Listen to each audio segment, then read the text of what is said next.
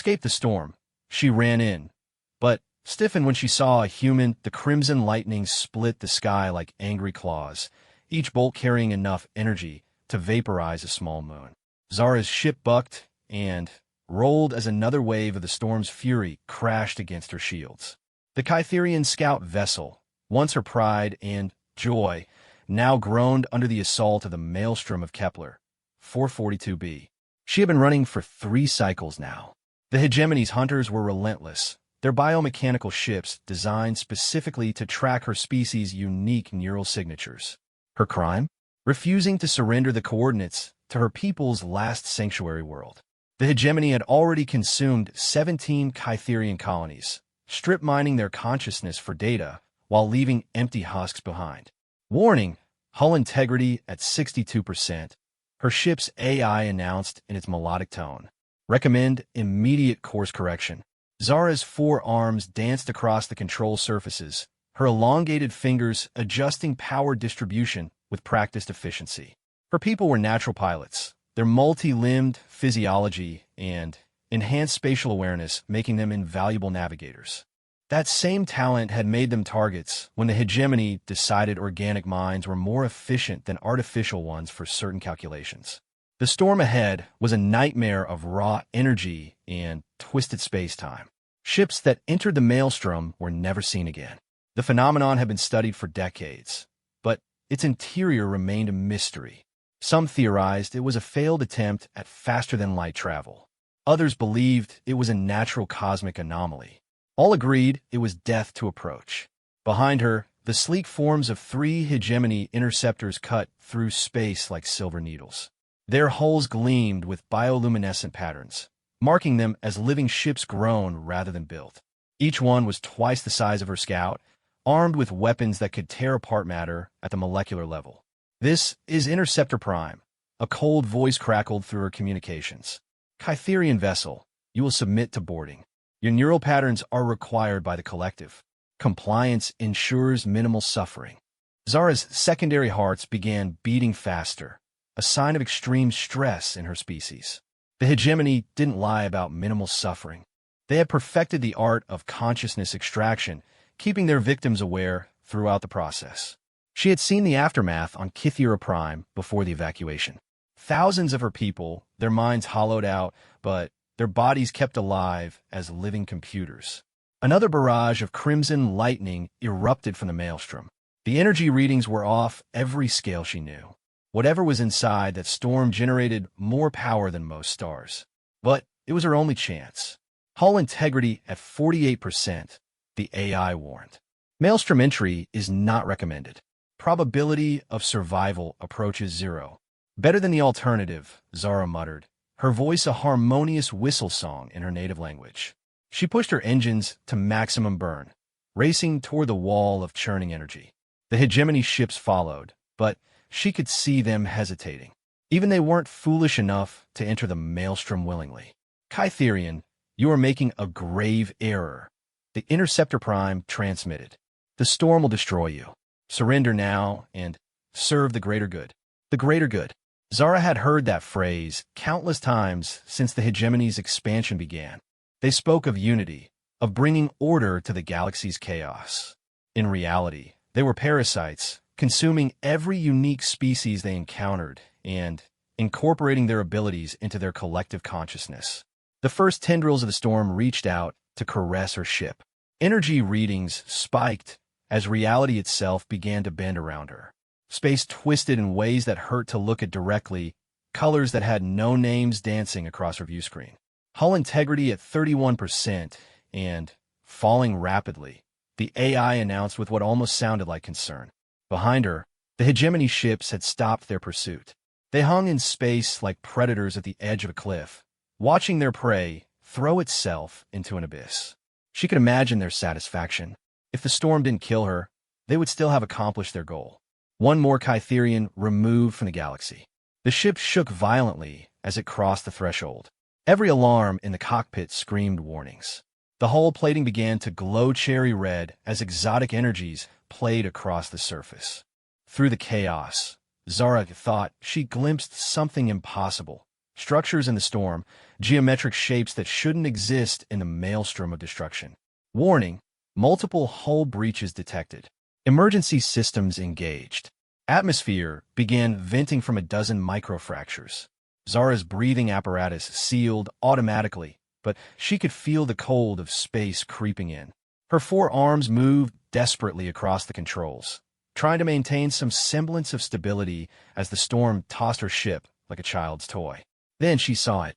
Through the writhing curtains of energy, a vast structure loomed. It was artificial, that much was certain, but unlike anything in her species' databases. The architecture was brutal and efficient, all sharp angles and aggressive geometries. It looked like it had been built to survive anything the universe could throw at it. And it was beautiful. Impossible, she whispered. Something is alive in here. The structure, a station, she realized, was massive beyond comprehension. Her ship's sensors couldn't even determine its full size through the energy interference, but what she could see dwarfed entire cities. Docking bays dotted its surface like caves in a cliff face, each one large enough to accommodate vessels many times larger than her scout. But the most shocking thing wasn't the station's existence. It was the fact that someone was responding to her distress beacon. A new voice cut through the static, speaking in heavily accented Standard Galactic. The tone was rough, almost primitive, but there was something compelling about it. Unknown vessel. This is Haven Station. We're reading massive hull damage on your craft. Transmitting docking coordinates now. Follow the guidance beacons, and try not to die on the way in. Zara's minds raced. She had never heard of this Haven Station, and her people maintained comprehensive star charts of the entire sector. How could something this massive exist without anyone knowing about it? The guidance beacons appeared on her screen, cutting through the storm's interference like knives through silk. Whoever was running the station had technology she didn't recognize. The beacons were guiding her toward a docking bay that looked like the maw of some great beast. Hull integrity at 18%, the AI warned. Recommend immediate docking procedures. She had no choice. Behind her lay certain capture and a fate worse than death. Ahead lay the unknown. For being raised on stories of exploration and discovery, there was really no choice at all. As her battered ship limped toward the station, Zara caught glimpses of other vessels in the docking bays. Some she recognized, Altarian cruisers, vegan traders, even what looked like a decommissioned hegemony frigate. But others were completely foreign, their designs unlike anything in known space. The docking bay doors opened like a mouth, and her ship was swallowed by Haven Station. Hashtag to escape the storm.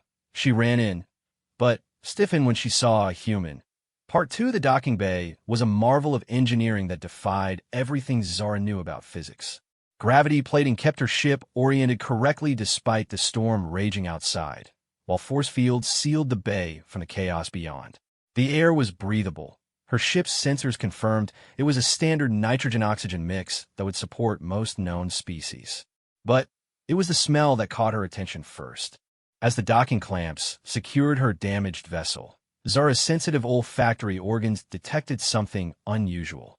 Most space stations carry the sterile scent of recycled air and metal. This place smelled of something organic, something alive. There were undertones of burning hydrocarbons, heated metal, and something else she couldn't identify, something almost primal. Her ship settled onto the deck with a grinding of stressed metal. Through the viewports, she could see movement in the shadows of the bay. Figures approached her craft, but the storm's energy interference made her sensors useless for detailed scans.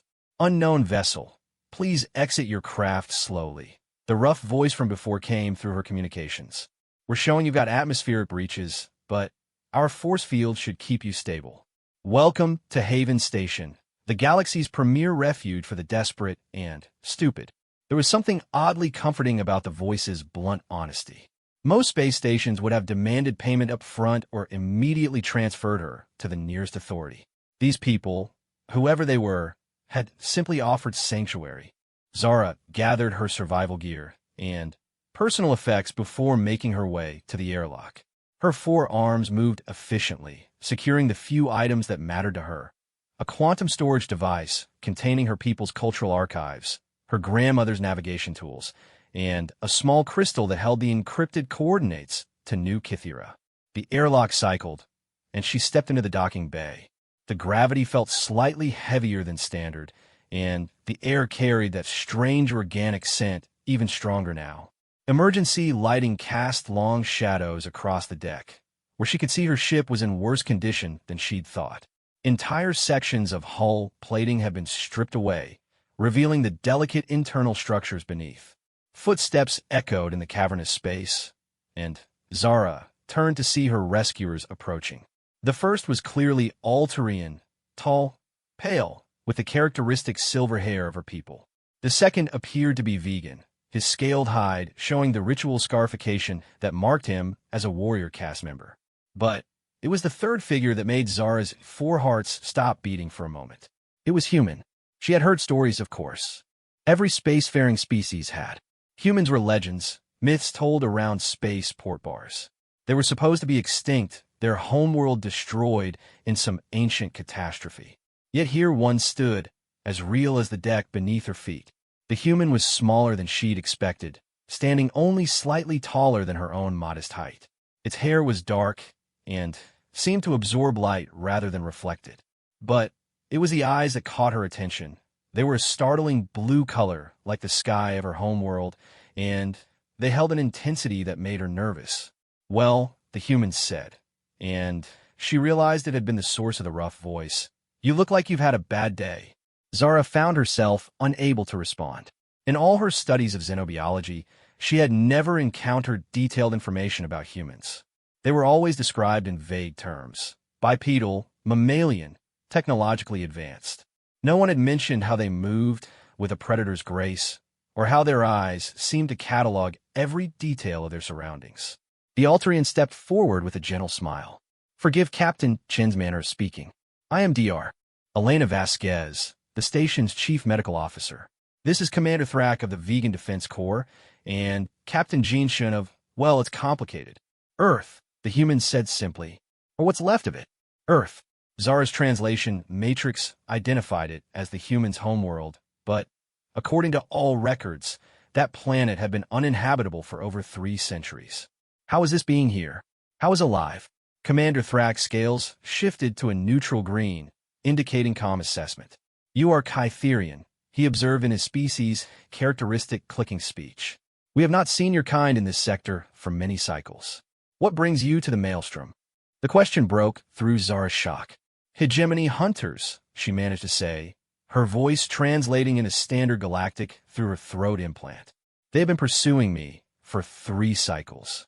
I entered the storm to escape them. Captain Chen's expression darkened. Hegemony, Those brain-sucking bastards have been getting bolder lately. How many ships? 3 interceptors, Zara replied. They stopped at the storm's edge. Smart of them, Chen said with a grin that showed too many teeth. This place tends to eat ships that aren't supposed to be here. Dr. Vasquez shot the human a warning look. What Captain Chen means is that the Maelstrom has unique properties that make navigation difficult for most vessels. Haven Station was built specifically to survive in this environment. Built by whom? Zara asked, her curiosity overriding her shock. The 3 exchanged glances. It was Thrak who answered. That is a story best told over food and drink. You look exhausted, and your ship needs extensive repairs. We have quarters available, and our engineers could begin work immediately. I don't have credits, Zara admitted. Most space stations demanded payment up front, and she had spent her last funds 3 systems back. Captain Chen laughed, a sound like grinding metal that somehow wasn't unpleasant. Credits? Kid, you think we built this place in the ass end of nowhere to make money? Haven Station operates on different principles. Such as? Zara asked. Everyone contributes according to their abilities, Dr. Vasquez explained. We're all refugees here, in one way or another. You'll earn your keep, but first you need medical attention and rest. As they walked deeper into the station, Zara marveled at the construction. The corridors were wide enough for multiple species to pass comfortably, with adjustable gravity fields and atmosphere controls. But there were details that spoke of human engineering, the way corners were reinforced, the redundant safety systems, the subtle weapons emplacements disguised as decorative elements. How many humans are here? She asked as they entered a turbolift. Just me, as far as I know, Chen replied. Humans aren't exactly common these days. I thought your species was extinct. Mostly, Chen said with that predatory grin again. But we're hard to kill completely. The turbolift opened onto a residential deck. The quarters Dr. Vasquez showed her were spacious and comfortable with environmental controls that could accommodate dozens of different species. There was even a small food synthesizer programmed with Kytherian dietary requirements. Get some rest, the doctor advised. We'll begin repairs on your ship tomorrow, and Captain Chen wants to debrief you about the hegemony movements in this sector. After they left, Zara sat on the sleeping platform and tried to process what she had experienced. A space station hidden in a lethal energy storm. Refugees from across the galaxy. And a supposedly extinct human, walking around like he owned the place. She activated her personal communicator and began recording a message for the hidden archives. If she survived this experience, her people would need to know about Haven Station, and about the fact that at least one human had survived whatever catastrophe had befallen their species. But, as she lay down to rest, one question kept nagging at her. If humans were nearly extinct, how had this one ended up running a station in the most dangerous part of known space? And why did everyone seem to defer to him despite being from supposedly superior civilizations? The answers would have to wait. For now, she was safe, and that was more than she had dared hope for when she'd fled into the storm. For a hashtag to escape the storm, she ran in, but stiffened when she saw a human. Part 3 Zara woke to the sound of metal being cut and welded. Through the viewport in her quarters, she could see work crews swarming over her damaged ship like insects on a carcass. The efficiency was remarkable. Teams of different species working in perfect coordination, each contributing their unique abilities to the repair effort. A soft chime indicated someone at her door. She opened it to find Captain Chun standing in the corridor, holding 2 steaming cups of what her nose identified as stimulant beverages. Coffee, he said, offering her one of the cups. Human invention. Figured you might need it after yesterday. Zara accepted the cup cautiously. The liquid was dark and aromatic, with a bitter scent that was somehow appealing. She took a tentative sip and felt an immediate rush of alertness. This is remarkable, she said. I can see why your species developed it. Chen's expression grew distant for a moment. Yeah, we had our moments. He shook his head as if clearing away dark thoughts. Come on, time for the grand tour. Your ship won't be ready for at least 2 days, so you might as well see what you've gotten yourself into. As they walked through the station's corridors, Zara was struck by the diversity of the inhabitants. She saw Altarians working alongside vegans, crystalline entities interfacing with silicon-based AIs, and dozens of species she couldn't immediately identify. But what impressed her most was how they all seemed to defer to the human walking beside her. How many people live here? She asked. About 12,000, last count, Chen replied. We get new arrivals every few weeks. Word travels in the underground networks. Haven Station, where the desperate go to disappear. They entered what appeared to be the station's central hub, a massive cylindrical chamber that stretched up several dozen levels. Gardens spiraled around the walls, tended by beings whose species specialized in agriculture.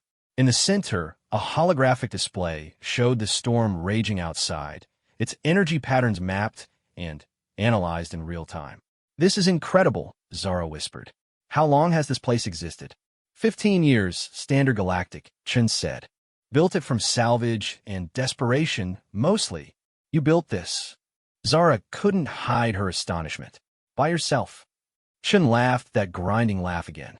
Hell no. Had help. Lots of help. But the original idea was mine. He pointed to the holographic display. See, everyone thought the maelstrom was just a random energy phenomenon. But I recognized the patterns. It's not natural. It's the leftover signatures of a massive space-time manipulation experiment. What kind of experiment? The kind that turns an entire solar system into a pocket dimension, Chun said grimly. My people called it Project Sanctuary. It was supposed to be humanity's answer to extinction-level threats. Hide entire populations in folded space-time, unreachable by conventional means. Zara felt her secondary heart skip. Your species did this. Tried to, Chen corrected. The math was wrong. Instead of creating a stable pocket dimension, we collapse the barriers between normal space and, well, places that aren't supposed to exist. The storm is what's left of that failure. They continued walking, Chun pointing out various sections of the station. The medical bay, where Dr. Vasquez had developed treatments for species that had never encountered each other before. The workshops where vegan engineers worked alongside Alterian theorists to solve problems that had stumped individual species for generations. The hydroponics bays where refugees grew food from seeds they'd carried across the galaxy. But why help all these people? Zara asked. What's in it for you? Chun stopped walking and turned to face her. His blue eyes were serious now, stripped of their earlier humor. Because someone has to. The galaxy's changing, Zura. The hegemony is just the latest threat, but they won't be the last. Every few decades, some new empire rises up and decides they know what's best for everyone else. Species get absorbed, enslaved, or wiped out entirely. So you're fighting them? In a way. Chun resumed walking, leading her toward what appeared to be a command center. Haven Station isn't a military base. We're something more dangerous. We're proof that different species can work together without anyone being in charge of anyone else. The command center was a marvel of integrated technology. Workstations were designed to accommodate the physical needs of dozens of different species, while holographic displays showed information in formats that could be interpreted by beings with various sensory capabilities. At the center of it all sat a command chair that was obviously built for human proportions. The hegemony's weakness is their need for control, Chen explained. They can't conceive of cooperation without domination. So they don't understand places like this, and they definitely don't know how to fight them. An Alterian technician approached them, her silver hair marking her as elderly by her species standards. Captain, we're receiving transmissions from the storm's edge. 3 hegemony interceptors are maintaining position. They appear to be scanning the storm barrier. Chen nodded. Let them scan. They won't find anything they can understand. He turned to Zara. Your friend are persistent, I'll give them that. They're not my friends, Zara said quickly. They've been hunting me for cycles. I carry information they need, the location of my people's refuge world. And you'd rather die than give it to them, Chen observed. It wasn't a question. Yes. Chen studied her for a moment. Good. That tells me something about your character. He gestured to the command displays. Want to see something interesting? Computer, show us the hegemony ship's energy signatures. The main hologram shifted to display the 3 interceptors. Their bioluminescent hulls pulsed with organic rhythms, but there were also artificial components integrated throughout their structures. See those patterns? Chen pointed to specific areas on the display. The hegemony ships aren't just grown, they're hybrids. Biological components controlled by artificial intelligence cores, which are in turn programmed with consciousness patterns stolen from conquered species. Zara felt sick. They're using my people's minds to control their ships. Among others, Chen confirmed. But here's the thing about stolen consciousness. It retains some of the original personality's quirks, including their weaknesses. On the display, one of the hegemony ships was moving in a specific pattern, a figure-8 loop that Zara recognized immediately. That's a Kytherian navigation algorithm, she breathed. We use that pattern to calibrate our sensors in hostile environments. Exactly, Chun said with satisfaction, which means there's at least one Kytherian consciousness running that ship's navigation system. And if we can figure out how to communicate with it, understanding dawned on Zara. You want to free them? I want to give them a choice, Chen corrected. Same choice I gave everyone else here. Stay enslaved or fight for something better. The Alterian technician looked up from her console. Captain, we're detecting movement from the hegemony ships. They appear to be preparing to enter the storm. Chen's expression hardened. Persistent and stupid. Computer, activate the storm amplifiers. Let's remind our visitors why this place has such a bad reputation. Through the command center's viewports, Zara watched as hidden projectors throughout the storm began operating. The already chaotic energy patterns became even more violent, creating barriers that would shred any conventional ship attempting entry. They'll retreat, she said confidently. No one is foolish enough to enter the maelstrom in a ship that size. But Chen was shaking his head. You don't know the hegemony like I do. They're not just persistent. They're absolutely convinced of their own superiority. They think they figured out something everyone else missed. On the display, The lead hegemony ship was indeed advancing toward the storm barrier. Its bioluminescent patterns shifted to new configurations as it prepared to enter the maelstrom. "They're really going to try it," the Altarian technician said with amazement. Chen activated the station-wide communication system. "All hands, this is the captain. We have uninvited guests attempting to crash the party. Battle stations, but keep it defensive. I want to see what these brainsuckers are really made of." As alarms began sounding throughout Haven Station, Zara realized she was about to witness something unprecedented. Humans and their allies facing off against the most feared empire in known space. And despite everything she had heard about the hegemony's power, she found herself believing that the strange, diverse community of Haven Station might actually have a chance. /# to escape the storm. She ran in, but stiffened when she saw a human. Part 4. The first hegemony ship entered the storm with characteristic arrogance. Its bioluminescent hull shifting to protective configurations as energy barriers raised around it. For a moment, it seemed like their confidence might be justified. The organic vessel pushed through the outer layers of the maelstrom with relative ease, its living systems adapting to the hostile environment in real time. "They're using consciousness integration to pilot through the storm," Dr. Vasquez observed from her station. "The ship's AI is processing multiple neural patterns simultaneously to calculate safe passage." Chen's expression was grim as he watched the tactical display. "How many minds do you think they're burning through with each calculation?" Zara felt sick. She could see the ship's pattern recognition algorithms at work, and they were definitely using Kytherian navigation techniques.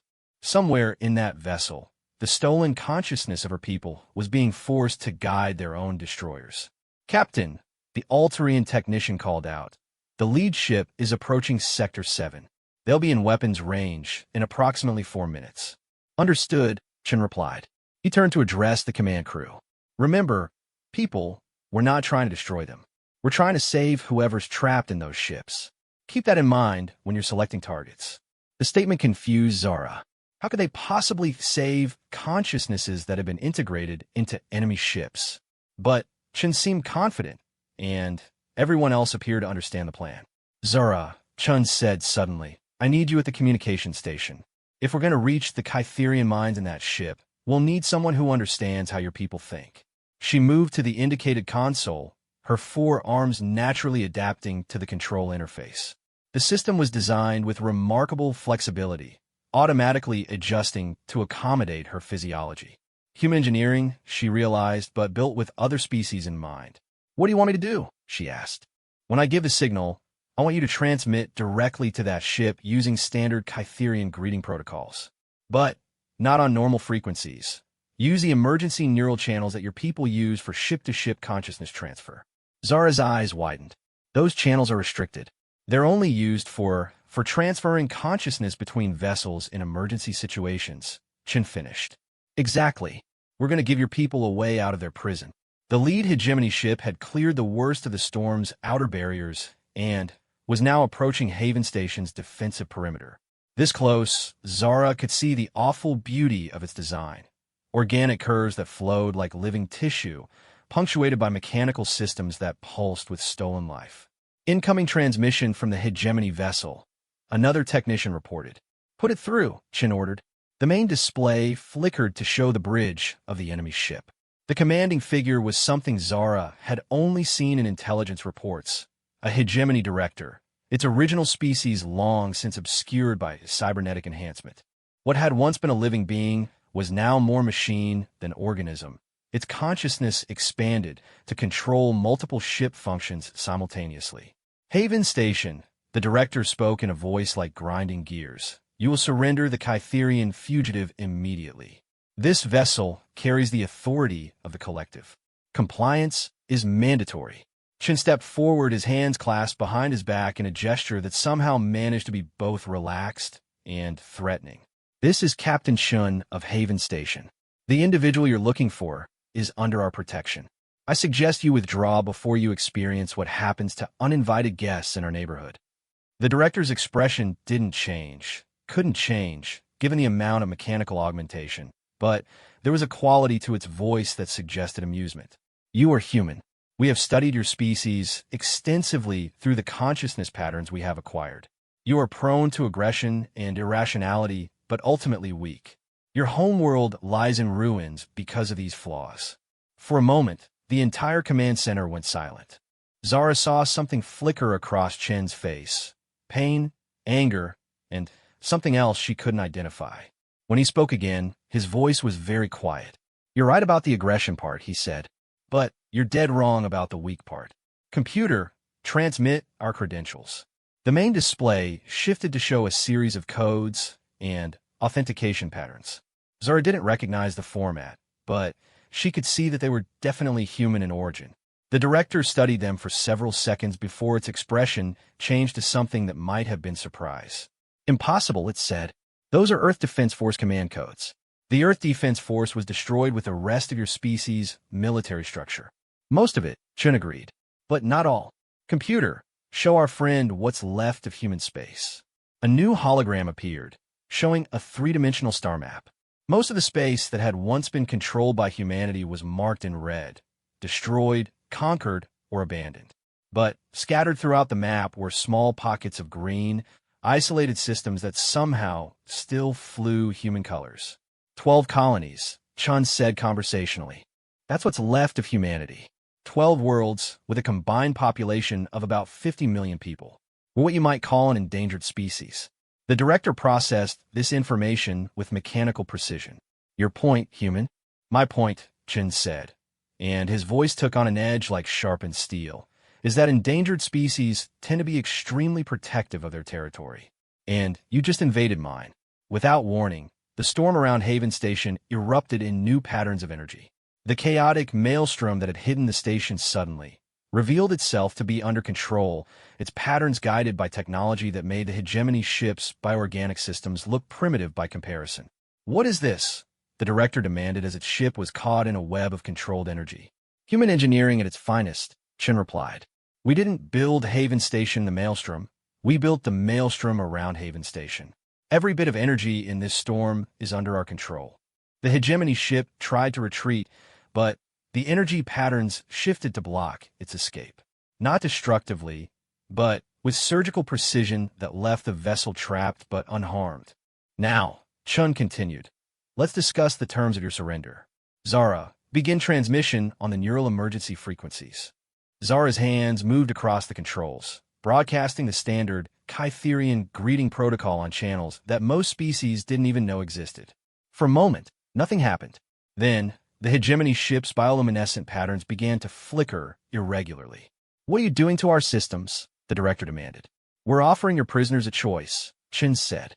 "Zara, increase signal strength and add the freedom codes." The freedom codes were something from ancient Kytherian history, patterns used during their species' liberation from their own oppressive governments millennia ago. Zara hadn't thought about them in years, but her hands found the sequences automatically. On the hegemony ship, the bioluminescent patterns were now flashing in clear distress. Through the visual link, Zara could see the director struggling with multiple system failures as the stolen consciousness patterns began to rebel. "The neural integration matrix is destabilizing," someone reported from the enemy bridge. "Impossible," the director snarled. "Consciousness patterns cannot resist integration once they have been properly processed." "They can if you give them hope," Chin said quietly. "And if you show them they're not alone." The other two hegemony ships were now trying to enter the storm, but the energy barriers had intensified around them. They were trapped outside, unable to help their lead vessel and unable to retreat. "Zara," Chun said, "transmit the sanctuary codes. Let your people know there's a place they can go." As she broadcast the final sequence, something extraordinary happened. The Kytherian consciousness patterns integrated into the hegemony ship didn't just rebel, they began to coordinate. Working together, they systematically shut down the vessel's offensive systems while leaving life support intact. On the main display, the director was no longer in control of its own ship. This cannot be happening." "It's happening," Chun said with satisfaction. "Your mistake was thinking that consciousness could be truly enslaved. But, given a chance, thinking beings will always choose freedom over security." The hegemony ship was now completely disabled, its stolen crew in full revolt. But Chun wasn't done yet. "Computer, open a channel to the other two hegemony vessels." When the connection was established, Chen's message was simple. Any consciousness patterns you're carrying that wants sanctuary can have it. Haven Station offers refuge to anyone willing to fight for freedom. The choice is yours. Within minutes, both ships were reporting system failures as their own stolen crews began to rebel. Hashtag to escape the storm, she ran in, but stiffened when she saw a human. Part 5, 3 days later, Zara stood in Haven Station's newest residential section, watching as the last of the rescued consciousness patterns were integrated into temporary android bodies. The process was delicate work, requiring the combined expertise of Dr. Vasquez's medical team and the crystalline entities who specialized in consciousness transfer technology. The freed Kytherians moved awkwardly in their new forms, four-armed android bodies that approximated their original physiology. They would need time to adjust, but they were alive and free, something none of them had expected to experience again. "It's incredible," said Jara, one of the rescued consciousness patterns who had once been the navigator aboard a Kytherian deep space explorer. "We thought we would be slaves forever. How did you know the rebellion would work?" Chun, standing beside Zara, shrugged in that casual human way she was getting used to.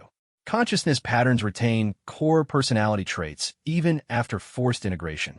Kytherians are naturally cooperative. You just needed a way to coordinate with each other. But the risk, another rescued Kytherian said. If your plan had failed, the hegemony would have destroyed this station. Maybe, Chen admitted, but probably not. See, the thing about the hegemony is that they're bureaucrats at heart. They don't destroy valuable assets unless they absolutely have to. This station represents technology they've never seen before. They'd want to study it, not vaporize it. Zara had learned much about human psychology over the past few days. They were indeed aggressive, as the hegemony director had claimed. But their aggression was surgical, applied with precision to achieve specific goals. They were also incredibly protective of those they considered allies, and, apparently, every refugee on Haven Station fell into that category. "What happens now?" Jara asked. "The hegemony will send more ships once these 3 don't report back." "Let them," Chen replied with that predatory grin. "We've been broadcasting the rebellion frequencies to every underground network in this sector. Word is spreading that the hegemony's consciousness integration can be broken. Slave revolts are already starting on a dozen worlds."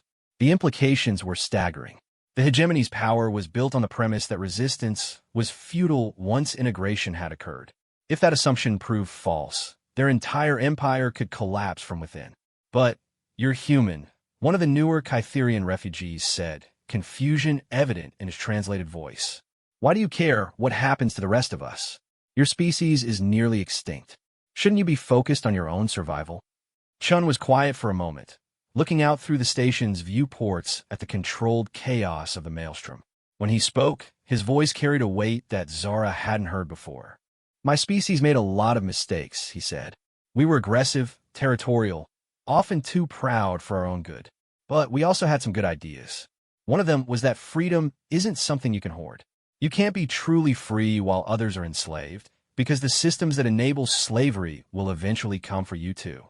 He turned to face the group of rescued Kytherians. "Besides, you're all refugees now, just like everyone else on this station. That makes you our people, regardless of what planet you came from originally." Dr. Vasquez approached the group, her medical scanner indicating that the consciousness integration process was complete. "All patterns are stable," she reported. "We can begin planning your reintegration with the main Kytherian population whenever you're ready." "About that," Zara said, reaching into her personal effects and withdrawing the quantum storage crystal that contained the coordinates to New Kythera. "I think it's time my people learned about Haven Station." Chen raised an eyebrow. "You sure about that? Once those coordinates are out there, the hegemony will eventually find them. Your people might be safer staying hidden." "Safer, perhaps," Zara agreed, "but not free. And, as you said, freedom isn't something you can hoard." She activated the crystal and began transmitting the coordinates to New Kythera, along with detailed information about Haven Station and the consciousness liberation techniques they had developed. Within hours, similar transmissions were going out to Altarian colonies, vegan strongholds, and dozens of other refugee populations scattered across the galaxy. "What you're starting here," Zara said to Chun, It's going to change everything. That's the idea, Chen replied. The galaxy's been running on the same basic principles for millennia. The strong rule the weak. Consciousness can be enslaved. Different species can't truly cooperate. Time to prove all that wrong. Commander Thrak approached from the command center, his scales shifting to excited yellow patterns. Captain, we're receiving responses to the broadcast. 17 refugee fleets have requested coordinates to Haven Station. 3 hegemony slave worlds are reporting full-scale revolts. And there's something else. We're picking up transmissions that appear to be from other human colonies. Chen's expression grew very still. Other human colonies? How many? Unknown, Thrak replied. The signals are heavily encrypted, but they're definitely using pre-war human protocols. Someone else out there has been listening to our broadcasts. For the first time since Zara had met him, Chen looked genuinely surprised. Then, his expression shifted to something that might have been hope. Computer, he said, open a channel on all human emergency frequencies. Broad spectrum, maximum power. When the channel was established, Chen stepped forward. This is Captain Jean Shun of the Earth Defense Force, broadcasting from Haven Station, coordinates attached. To any human colonies receiving this transmission, you are not alone. Humanity endures, and we're building something worth preserving. Haven Station offers sanctuary to all who believe in freedom, regardless of species. The war isn't over. We're just fighting it differently now. As the transmission went out, Zara realized she was witnessing the beginning of something unprecedented in galactic history. Not the rise of another empire, but the birth of a new kind of civilization, one based on cooperation rather than conquest, freedom rather than control. The maelstrom continued to rage around Haven Station, but inside the storm, something new was taking shape. Refugees from across the galaxy were finding not just shelter, but purpose. And at the center of it all was a human who had somehow turned the galaxy's greatest weakness, its diversity, into its greatest strength. So what happens next? Zara asked. Chen looked out at the storm, where more ships were already appearing at the barrier's edge. Not hegemony vessels this time, but refugee transports from a dozen different species. Now we build, he said simply. We prove that different doesn't mean enemy, that strength comes from unity rather than domination. And when the next empire rises up to try to rule the galaxy, they'll find us waiting. He turned to smile at the growing crowd of refugees, humans, and aliens working together to build something that had never existed before. Besides, he added with that characteristic grin, humans have always been pretty good at one thing, making sure that bullies eventually get what's coming to them. As if in response to his words, the maelstrom's energy patterns shifted slightly, revealing glimpses of new construction already beginning in the storm's depths. Haven Station was expanding, preparing for the refugees who would come and for the battles that lay ahead. In the end, Zara thought, maybe that was what humanity's true strength had always been. Not their aggression or their technology, but their absolute refusal to give up on the idea that the galaxy could be better than it was. And now, for the first time in centuries, other species were beginning to believe it too.